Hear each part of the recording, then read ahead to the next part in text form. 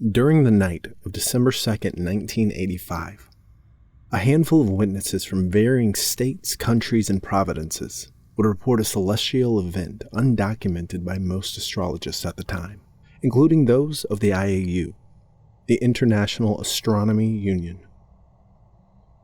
Many who reported on the event falsely claimed it to be a sighting of Halley's Comet, which was predicted to pass the Earth in 1986. While sightings of Halley's Comet did occur some 2 months later, that particular meteor would not be in its perihelion stage, the stage where the comet is closest to the Sun, until February, making the event highly unlikely to be Halley's.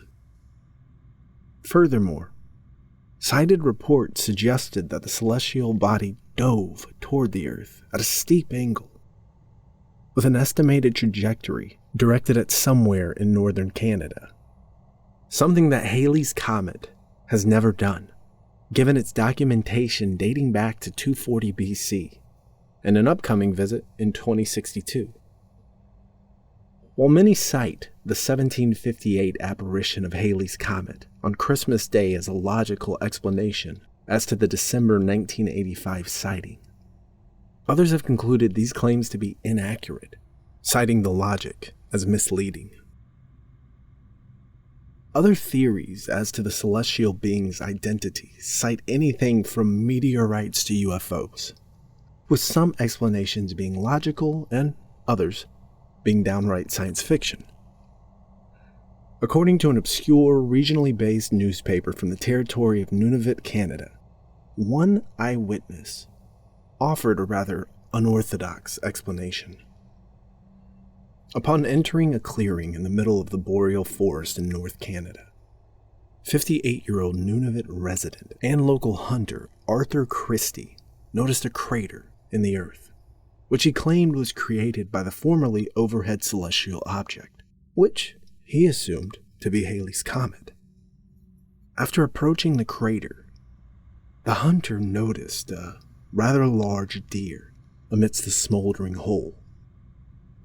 The deer, with large antlers and wide, glassy eyes, was seemingly unharmed despite the surrounding crater. After a short deliberation, Christie decided to mercifully shoot the animal, both to collect a bounty and also to avoid any painful injury it might have sustained while attempting to flee the steep crater. Rather than using the beast for venison or skinning it for buckskin, Christie chose to taxidermy the animal, mounting its head on the wall in his basement. The hunter remarked that the deer was unlike any critter ever seen, and he had seen a lot of them. According to Christie, the deer was extremely difficult to gut as its skin was like rubber. Unlike most of the deer he had killed in the past, this deer, which he nicknamed Halley, felt inorganic to the touch, as if it wasn't an actual deer at all. The animal, despite the bullet wound directly through the skull and cranial cavity, appeared to never stop breathing or blinking, despite its clinical death. Yet regardless of the strangeness of the animal's biology, Christie noted that upon opening up the buck, its features were normal looking, as if anatomically correct. 2 hours after mounting the animal's head on the wall in his basement, Christie reported a low, whirring sound emitting from the static head. The sound, which perpetually lasted for weeks according to Christie, sounded like a high-pitched microwave. Despite routinely checking the head, Christie never found a source of the sound, resorting to constantly shutting the basement door in order to sleep, both to dampen the sound and to close off the still blinking head, which he claimed was watching him. Many rumors began circulating regarding the strange phenomenon, as word around the Nunavut area and the greater parts of northern Canada took credence.